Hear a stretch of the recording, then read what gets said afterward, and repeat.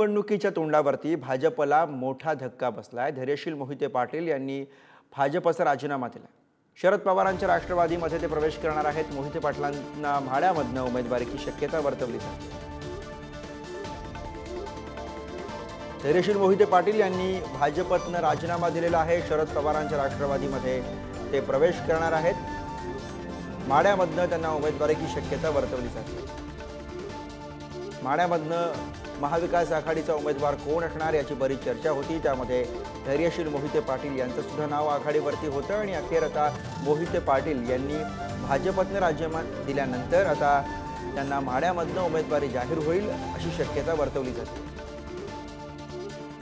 तर मोहिते पाटील यांचा भाजपच्या सदस्यत्वाचा राजीनामा, तर भाजपला सोडचिठ्ठी दिल्यानंतर ते शरद पवारांच्या राष्ट्रवादी काँग्रेसमध्ये प्रवेश करतील आणि त्यानंतर त्यांना उमेदवारी जाहीर होईल असं म्हटलं जातं।